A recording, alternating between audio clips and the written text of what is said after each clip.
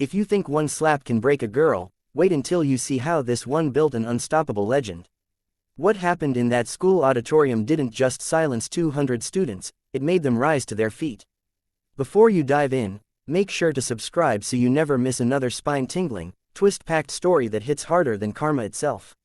In the crowded school auditorium where the entire student body gathered for the annual showcase, a hush fell over the room as Emma Rivera stepped onto the stage, her worn-out sneakers squeaking softly against the polished floor while the spotlight bathed her in harsh white light, and despite the whispers that floated around her like buzzing insects, loser, nobody, teacher's pet, she stood with her shoulders squared, hands trembling only slightly, because she had spent weeks preparing for this moment, believing that her speech on resilience might finally prove she wasn't just the quiet girl everyone ignored. But then, like a bad omen slicing through her sliver of confidence, Brittany Hale, the school's reigning queen bee with her perfectly curled blonde hair and her entourage of followers who laughed even before she spoke, sauntered toward the stage with a fake smile plastered across her face, and before Emma could even react, before the teachers in the back even noticed, Brittany raised her manicured hand and slapped Emma across the face, the sharp crack echoing across the auditorium like a gunshot, the audience gasping while some students snickered, expecting Emma to cry or run or crumble like she always did,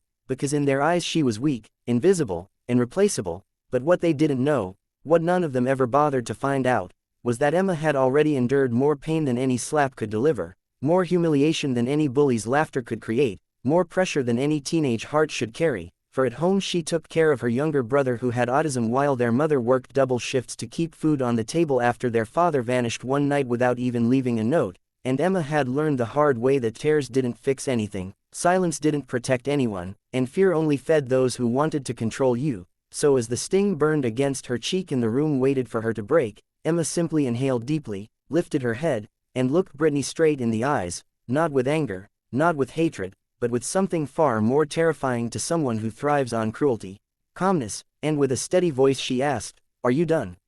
Sending a ripple through the crowd because no one, absolutely no one, ever talked back to Brittany, but Emma wasn't finished, not by a long shot, because instead of crying she stepped up to the microphone, gently turned it on, and said loud enough for the entire student body, the teachers, and even Brittany to hear, "I want to thank Brittany for reminding me why I'm giving this speech today," and the auditorium fell into stunned silence as Emma began her story, not the polished, safe version she had planned, but the real one, the raw one, the one she had always been too scared to share, telling them about the night her dad left, about the bills stacked like mountains on their kitchen table, about her brother's meltdowns and the teachers who said she was distracted, about the classmates who whispered behind her back, about the times Brittany and her friends tripped her in the hall, dumped milk on her homework, and spread rumors that she smelled because her family couldn't afford expensive laundry detergent, and as she spoke, something strange happened. The students who had come expecting her to embarrass herself found themselves moving to the edge of their seats,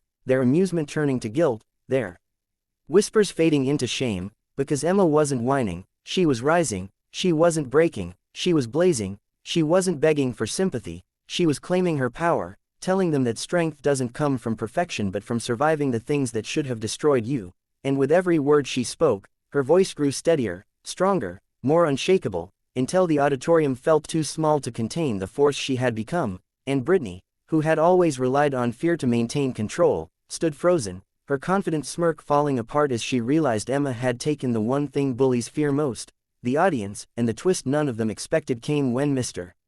Landon, the principal, stood up from his seat and announced that Emma's speech wasn't just powerful, it was going to represent the school at the district showcase, a prestigious event that could earn scholarships and recognition, something Brittany had been desperately aiming for, bribing judges, intimidating competition, and forcing her friends to vote for her in the school poll, and now the spotlight she had fought so hard to keep for herself was slipping through her fingers, landing on the girl she had slapped like she was smacking away a fly. But Emma didn't gloat, she didn't smirk. She simply thanked the principal and, in a voice drenched with dignity, said she hoped her speech would make their school a kinder place, which made Brittany's face turn the color of chalk because Emma wasn't just beating her. She was doing it with grace, something Brittany had never possessed, and the next twist came days later when a video of the slap in Emma's speech, filmed by a student in the front row, went viral across the internet, gaining millions of views, with comments praising Emma as a hero, calling her a warrior, a queen, an inspiration,